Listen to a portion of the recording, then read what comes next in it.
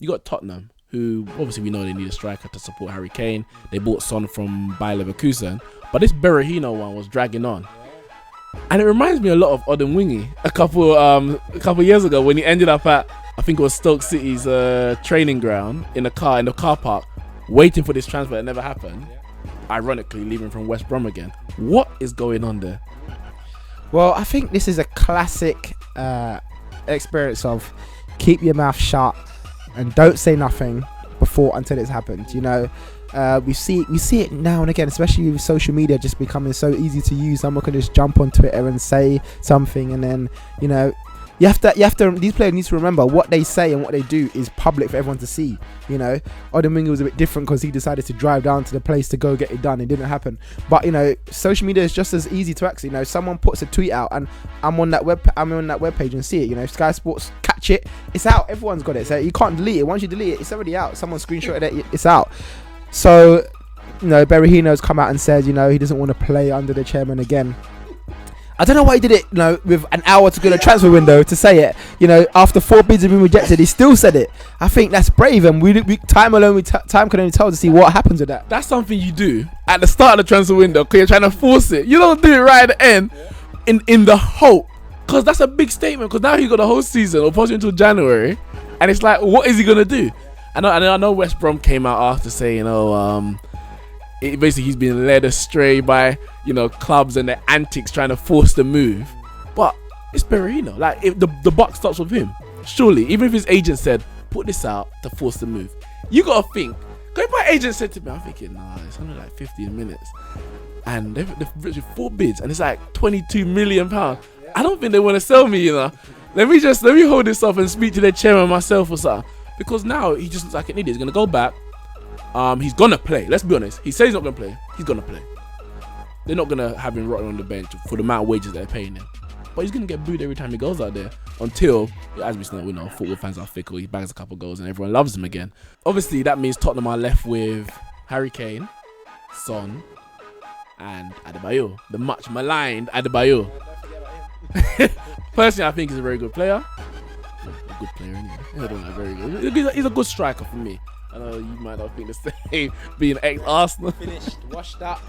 But obviously they've been trying to get him off the books for a while, and he didn't end up going to West Ham. West Ham did strengthen in buying Nikica Jelavic, and they've also bought got Song on loan now, back from Barcelona.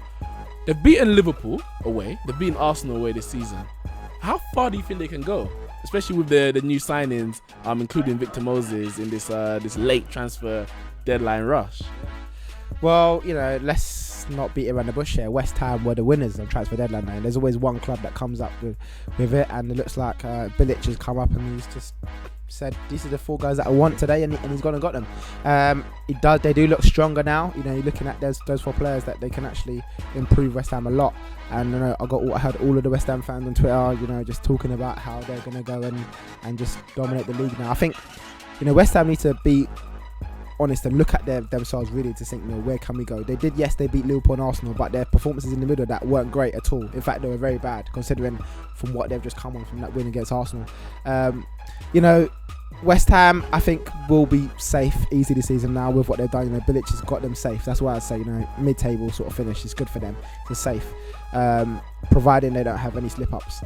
The only thing with West Ham for me was that, you know, Sam Allardyce, despite the fact that West Ham fans, I know, you know, you guys are going to say you hate him or whatever, like, he got them safe every year, playing that long ball stuff every year. You know, you lot are complaining, you're moaning, you're winning 1-0, 2-1, you know, you're not happy. He got you safe every year, you know, and you just need to hope that Bilic is it looks like he's going to change up the way that they play. Can he do it and keep them safe? And I think he will. But also the good thing for West Ham is that it looks like he can build on it. He's a manager that knows what he wants to do, but he's got a plan. Yeah, new stadium coming up, you know. It looks like he's got a plan with the players that he's got. Obviously, they'll hope to possibly sign Song eventually next season as well. So, you know, if they do, you know, get these players in for long term, you know, we've seen what Payet can do already. He's already brilliant against Liverpool and Arsenal, you know. And can they carry it out? Well, only time will tell. And just a footnote, obviously there's been a few other transfers, such as Van Dijk from Celtic to Southampton, strengthening their defence there. We know what great defence they had last year. It was a bit shaky this year, losing 3-0 at home to Everton, getting knocked out of the Europa League. So they've solidified that area. They've kept Wanyama, which I think is massive, as well as Mane. Wanyama actually he really wanted to go, so we'll have to again see what happens with that. That's another player talking out, saying that, you know, he wants to leave the club and yet he has to stay again for another few months.